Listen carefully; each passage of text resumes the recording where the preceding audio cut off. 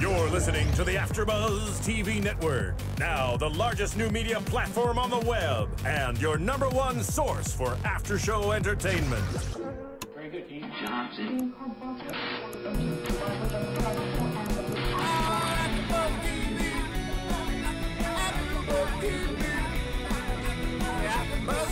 The AfterBuzz Studios in Los Angeles, California, presented by Maria Menounos and Bing.com, and streaming live thanks to Akamai Technologies. This is AfterBuzz TV's The New Normal After Show. We'll break down tonight's episode and get you all the latest news and gossip. If you'd like to buzz in on tonight's show, you can buzz us at 424-256-1729. That's 424-256-1729. And now, another post-game wrap-up show for your favorite TV show. It's AfterBuzz TV's The New Normal After Show. Oh, yeah. Oh, yeah. Give it to me. We're back. Shimmy shaking it. We're back. Yes. I'm like awkward shimmy. I'm like one hand. Yes. She does. Jackie doesn't have enough room.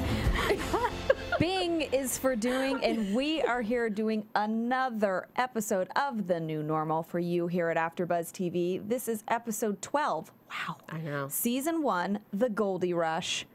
I am your host, Lauren Leonelli. Happy New Year. So glad to be back. Woo. Woo, woo, woo. And we have I'm Jacque Borowski. Hi, I'm Jake DuPree. And I'm Tara Johnson. You guys, we were gone way too long. I know. This has been so sad. But it was so happy because when we came back, we laughed a lot.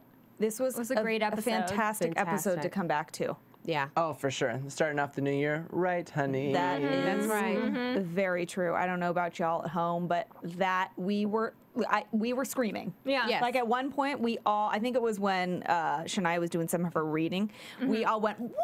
She was telling off those little girls, It's a skill everyone should learn. you know?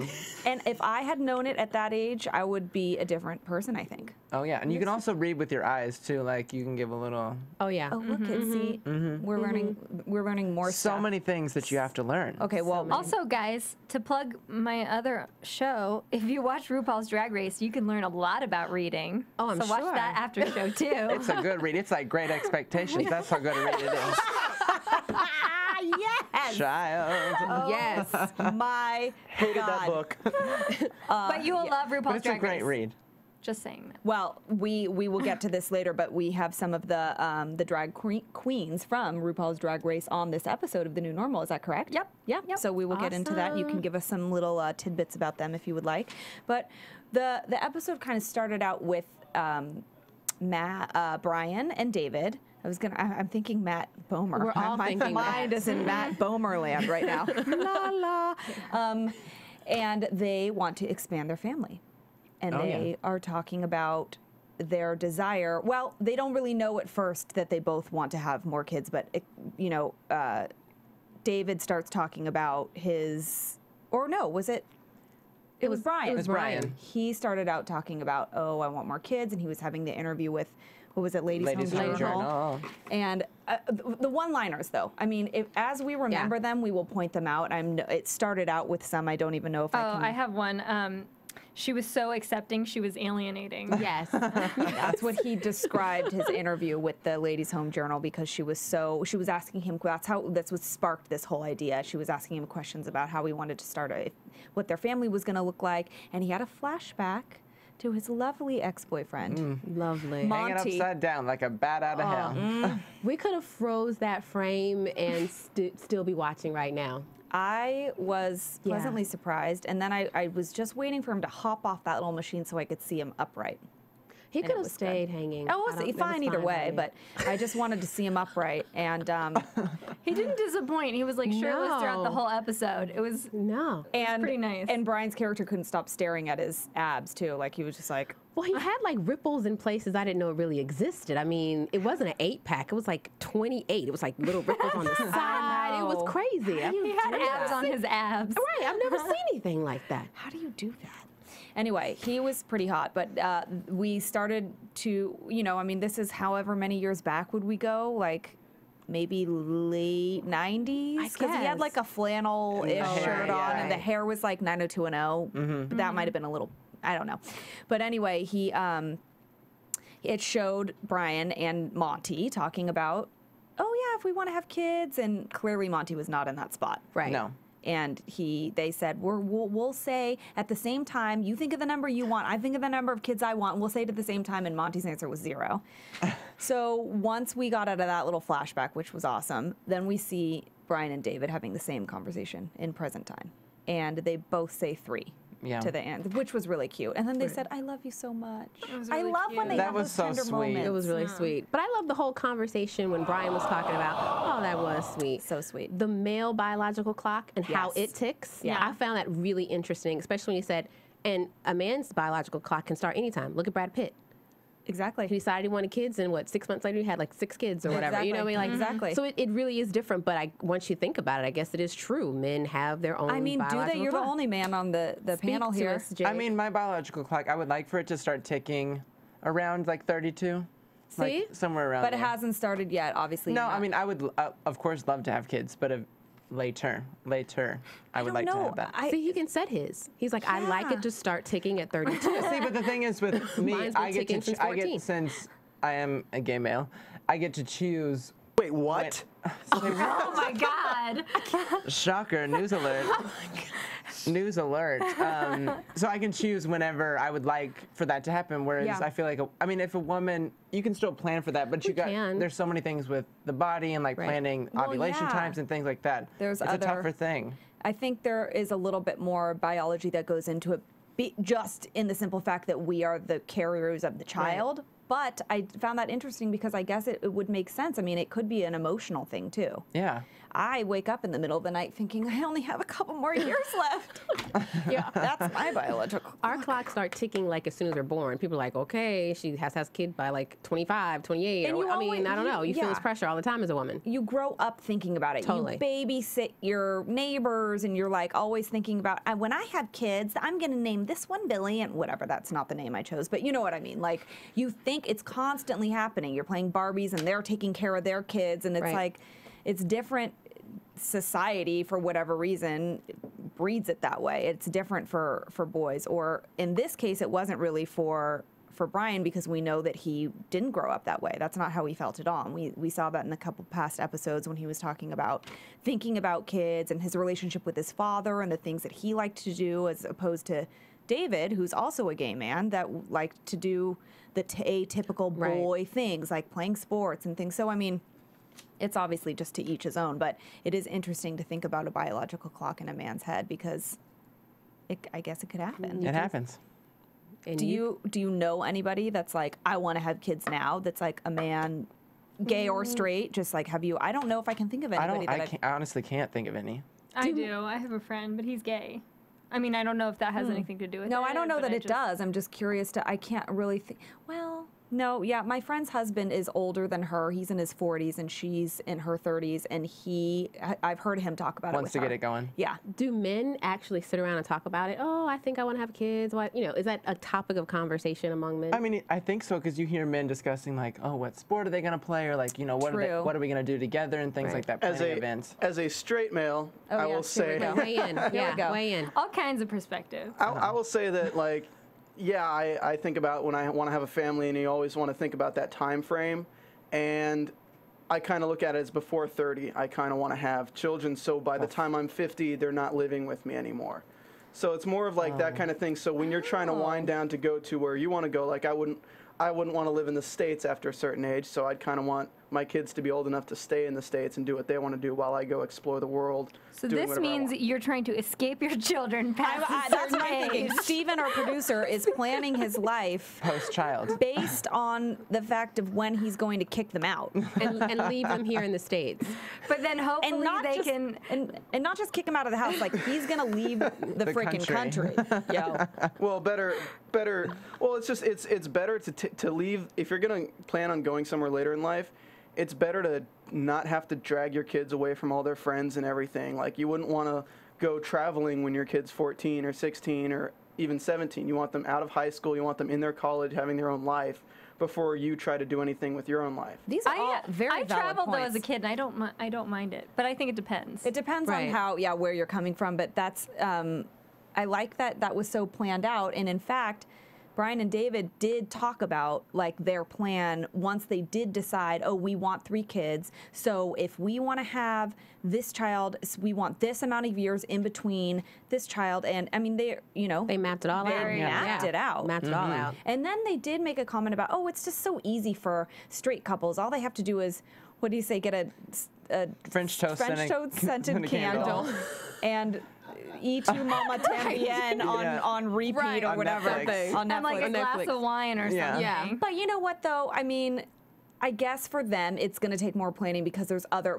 parties involved besides them, too, in order to make it happen. But straight couples plan that crap, too. Let's be real. Yeah. Right? It's not just as Everybody easy as does. like wham, bam, thank you, ma'am. A lot of couples for have that. issues with Yeah, it and have to totally. go through the things that they have to go through in order to have a child because they're not able to, even though, they have all the working anatomy to do To be so. honest, most children nowadays that are with like well-off families and things like that, most children are accidents, because when you're planning on having a child, you're planning on when you can financially afford it. Yeah. But when you just have a child, you just make it work.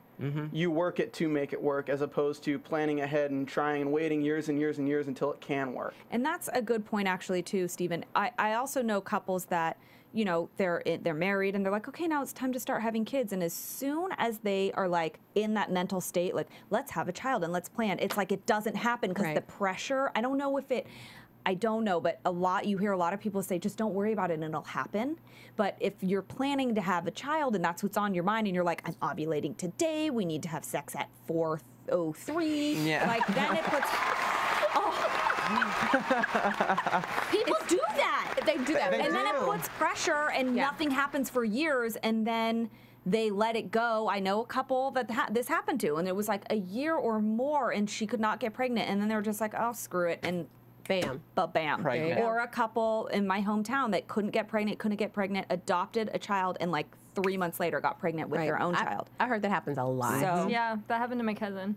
yeah. there's a lot of mental things that go with this, like a mental biological clock, like the planning and the preparation that has to go along with it. I mean, it's not just like, some people just have a baby, but a lot of people like to plan. And they were definitely planning for this. And they wanted Goldie to be their surrogate again, but She had other plans. Matt Bomer, wait, am I saying it right? Bomer. I always say it wrong. He kind of tried to swoop in there and steal the deal. Yeah. Bryan and David were trying to set him up with Gary, who had a ton of funny lines this episode. Great. Gary was selling himself. He was just trying to make sure that Monty understood the catch that he really, really is. He said, who's got 2 thumbs and No, doesn't have no a gag reflex? We all guy. lost it. I mean, that was we all lost it. maybe That might have been. I mean, there was about 35 amazing lines. That might have been in the top 3. For sure. But yeah, Monty just wasn't ready.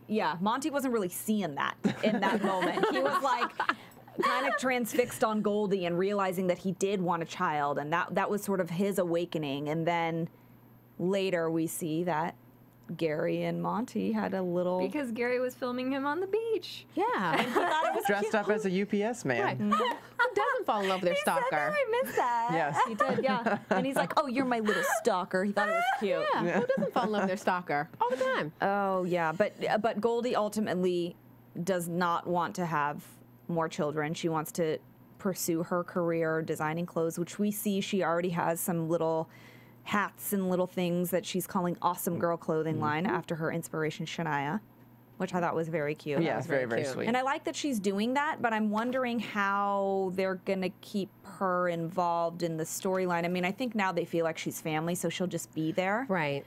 But I'm wondering how... I think it's going to be strange. I mean, I think them bringing up having some more children, and if she would have said, oh, yeah, absolutely, I'll be the surrogate for your other kids, that would have been natural. So I'm not really sure. And also, how. yeah, I think that's a good point, but think about it like this. So now they're going to pick another surrogate. It's clear they said they want 2 more children. In 2 years, I think, was the Yeah, time they want frame, it right? to happen kind of fast. Are they not going to welcome in this other surrogate like they did to Goldie? I mean, they only have so many rooms in that house. I don't know. But we This also don't Exactly. know, maybe Goldie We'll change your mind. will change her mind. is maybe. That sound makes me nervous sometimes. Steven. We got 30 seconds of it left. No. We're good. But I thought it was really interesting how David and Bryan just really assumed. It was Monty who Yes. brought up the point that said, "Are you sure she knows that you two want her to carry your other two kids?" I mean, they just kind of assume like, okay, well, we think she's great. She loves us. She's family. She's going to carry all of our kids. I think it's that assumption you get, though, when you feel like someone's family, that they'll do things for you. Right. You know, like, if that person's, like, part of your family, you're like, oh, I can rely on them because they're part of my family. Yeah. I think for sure they just kind of thought that. I think, in not a negative way, but they did have a sense of ownership over her a little bit. Like, she's our surrogate, even though Monty had this private conversation with her about wanting to have a child. And when they, approached Monty about trying to steal their surrogate, he said, exactly what you said, Tara. You didn't even ask her if she wants to do it for you guys. I don't even know her that well, and at least I had the decency to ask her.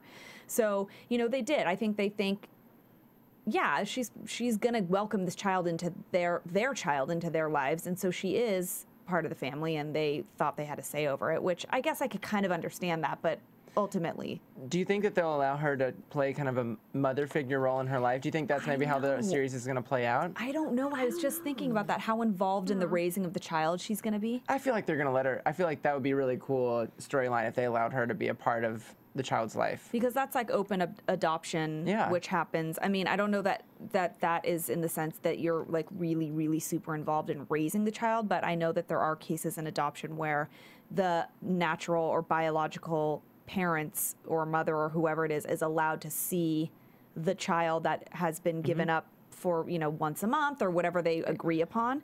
But this is a little bit more close to home because she lives with them. Yeah, I don't know. And going back to the entire, the premise of her becoming a surrogate was, I want to get this money so I can go to law school. And now her dream has changed and she wants to work on Awesome Girls. I think it complicates it. It makes it just, I don't know, waters down the show if she becomes more of a mommy figure. Because let's be honest, I think in the relationship, Bryan's much more of the, the kind of female nurturer. Yeah. So I can see an episode possibly of where Goldie and Bryan maybe have the struggle of who's going to be mommy, but it's just a lot of cooks in the kitchen. It's a Yeah. lot of cooks in the kitchen. I think it's nice to have a big group of people that love a child like Shania. She's the example, and Goldie ultimately makes the decisions, but they all help. In this episode we see, and we'll get into that in a second, Rocky and Nana really helping her with these girls. And in fact, I don't think that Goldie even knew what was happening until these girls, the bullies, got invited over, and Shania was schooling them a little, and then she kind of realized what was happening. But yeah, there's a lot of cooks in the kitchen, and in that aspect, I think it's nice because people can step in where they're good at. When we saw Rocky step in a couple episodes and talking about death and things like that, and she sort of took that role on because that was the way she could explain things, but it's like that old adage, it takes a village. Right, yeah. And maybe that's what they'll do. Maybe they'll just make it work somehow. Because everything always wraps up in a pretty little bow at the end of these episodes. So. Shania's a different age where she can go to different people, different issues, and pull from people's strengths. Like a baby is different. Well, so I don't know. It'll be interesting. We'll see how that all plays out. I think the season's coming to an end, and we will see what they will leave us with. Stay tuned. But Shania, speaking of Shania. Amazing. That girl can read. Can't she not? She was a quick She study. can read. A very quick study. She had her head going like a helicopter right away and snapping the finger. I loved her outfit.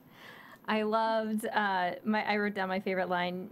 You walk like March of the Penguins. Every time you go to the water fountain, Morgan Freeman starts narrating. That's what she said to a little girl. Stuff. Yeah. But those little girls came hard at her first. She's like, can I sit in the beginning of the episode? Can I sit at this table? And they're like, no. I don't even remember what they were talking about, her glasses and all that crap that we've all heard over and over again. And she was just heartbroken. And Nana's advice was like, let's put on the Nancy Reagan red And suit. act like you were the boss. That's right. Walking with the hair poofed and everything. She had the right idea. She did. But she needed to update it a little. And that's where Nene came in. That's where Nene came in. That's where Rocky came in and said, oh no, honey. You need to read. And Rocky, I think we can all agree, has become, Nene has grown so much on this show. Oh my I think God. every episode she's gotten even better. Yes. Yeah. 100% agree.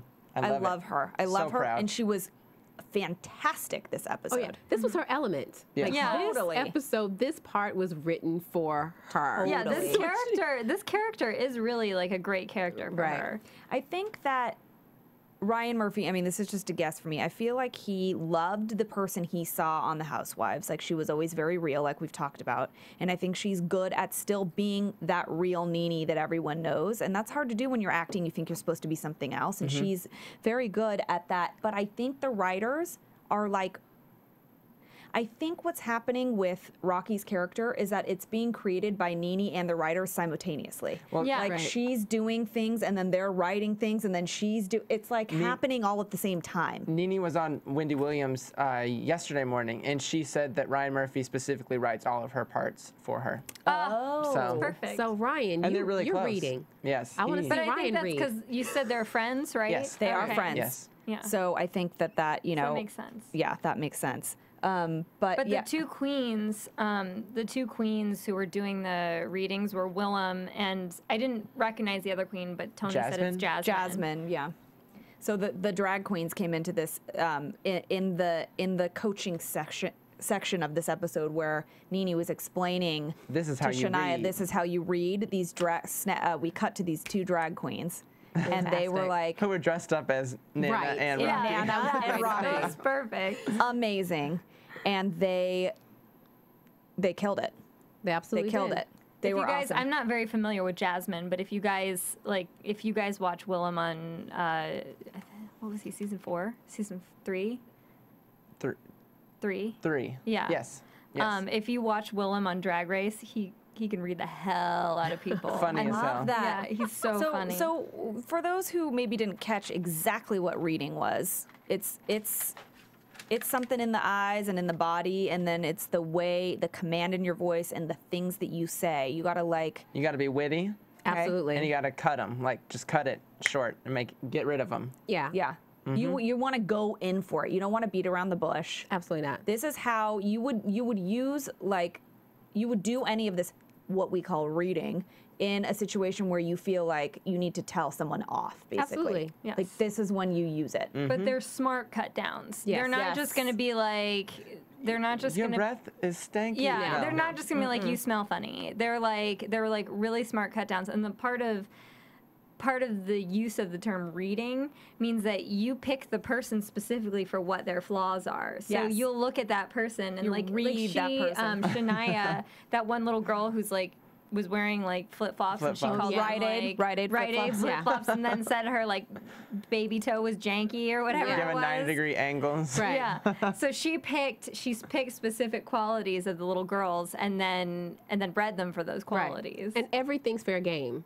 Your hair, your clothes, your mama, your sister, like anything Your is life. fair game. Absolutely. it. Be ready. Well, you know what? Those little girls kind of had it coming. It was They taste of their did. own They did. medicine. And I would say if they didn't end this episode with Shania saying, like, we're all going to love each other for who we are, and we're going to, they had this, like, equality, Let's accept our flaws. yes, Yeah. I little love that. party at the end.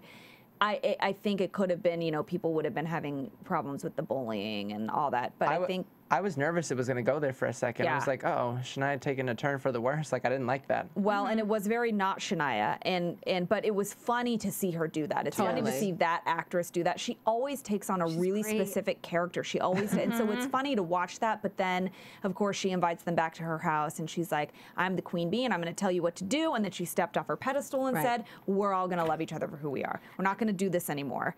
And I thought that was, they had no other choice really but to do that. Because I think that action though also made it uniquely back to Shania because Shania's always she has more of a calculated way of doing things.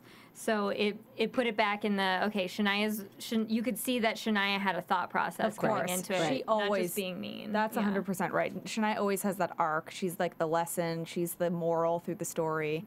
And this was obviously, she was like, "Look, this is not how we're going to do this, girls. This is not right." Oh, and speaking of reading, I think all of you should head over to iTunes and give us a little read. Tell us what you think. Let us know. You keep our lights on here, so bring it. 5 Tell a stars, friend. babe. Tell a friend. 5-star it. It only takes a minute. Rate and comment. We love you for it. Yes. In this episode, you know, when I thought at the end, I say this, they always wrap these episodes up in a pretty little bow, kind of like Full House style.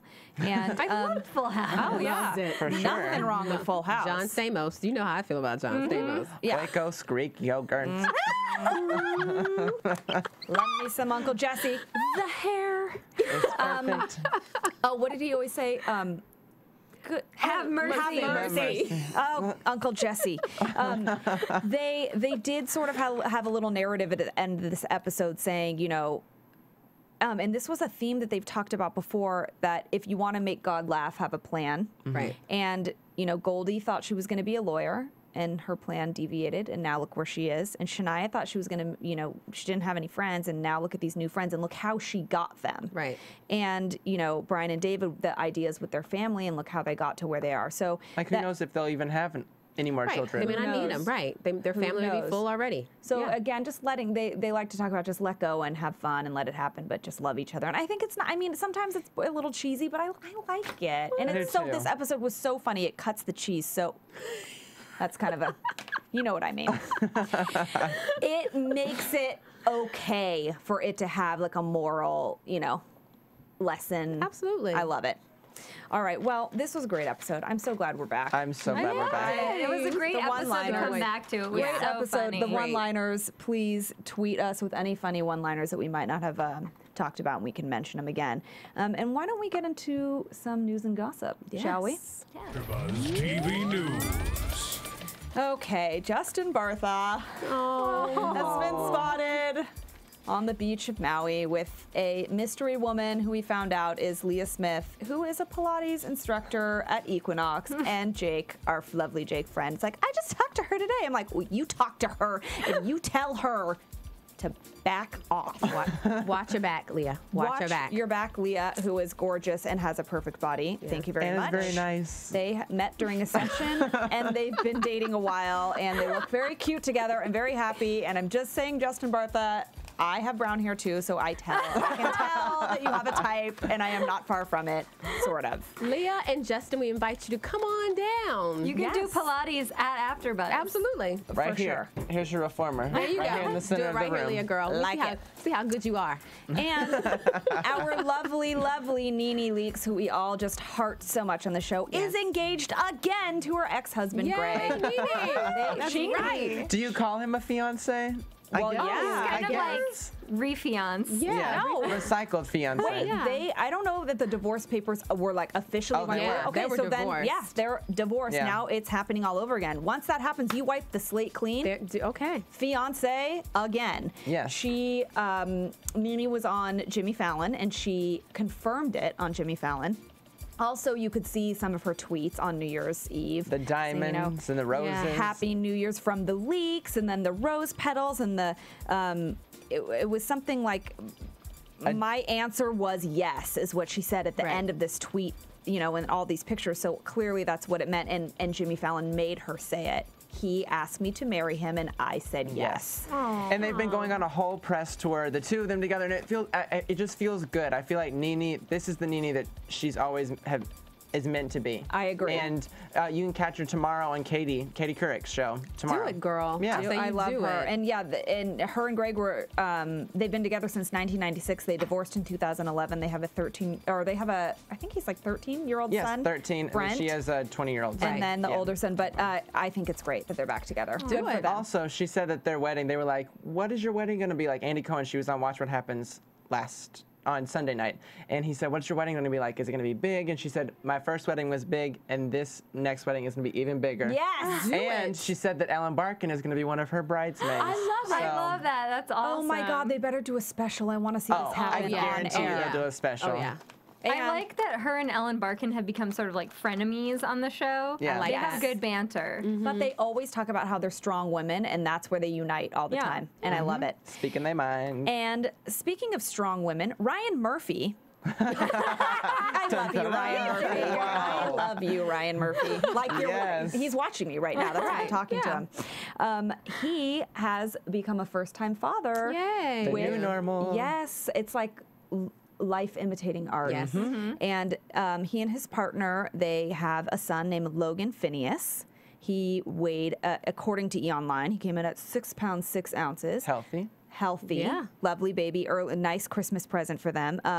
The couple was married. David Miller is his partner, and they were married in July. So this is all a nice year for them. It's all It's a great year. And Ryan Murphy is also going to be directing a show on HBO called The Normal Heart, which Jake informed us all here that Yes, Ellen Barkin was actually a part of that play on Broadway. It was on maybe 2 years ago in 2011, and Ellen Barkin won Best Supporting Actress basically at the Tony Awards for the role that I think Julia Roberts will be playing in the movie. Yes, along with Mark Ruffalo. And I love Mark Ruffalo. yes, Isn't he and awesome? you know who else is in this?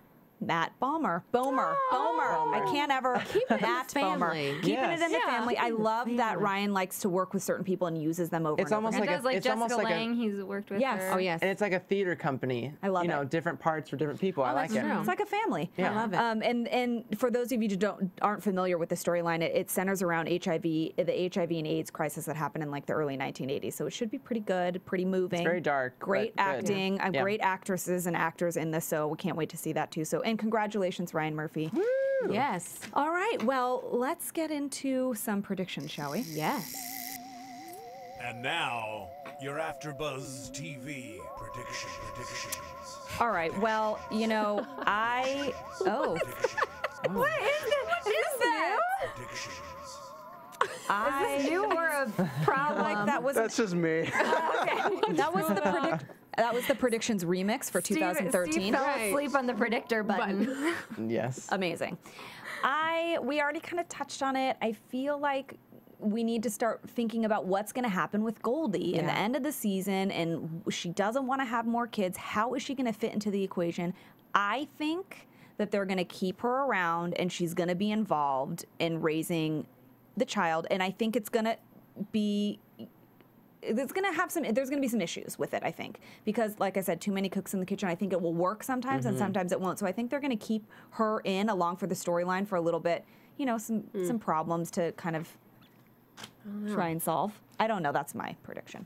I think the season, I think the season will definitely end with Goldie giving birth. Right. Because that seems to be like a Ryan Murphy. He likes to end on the big note. Yes. So I think that's how it'll end. And I think she might change her mind if they decide to have a second child just because they need to come up with something to do for the next season. Right. I predict that she wants to fund her business, so then she becomes the mother to their next few children. That makes sense. Oh, good Could be a call. good- She's going to good- need the money. Could be Yeah. good tie-in, I think. Yeah, that would be a good tie-in.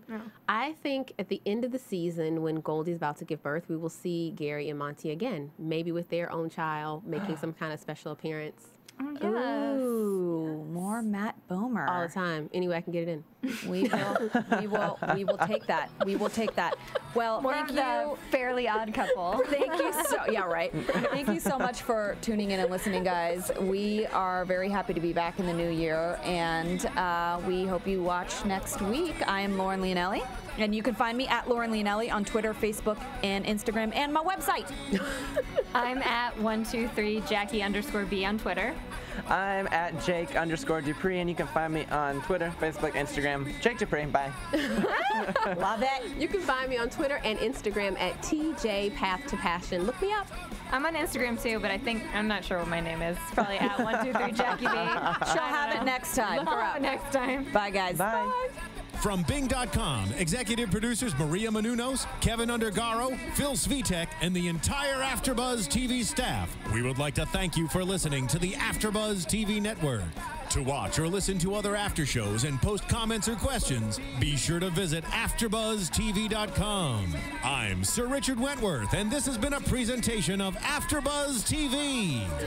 Buzz you later. The views expressed herein are those of the hosts only and do not necessarily reflect the views of AfterBuzz TV or its owners or principals.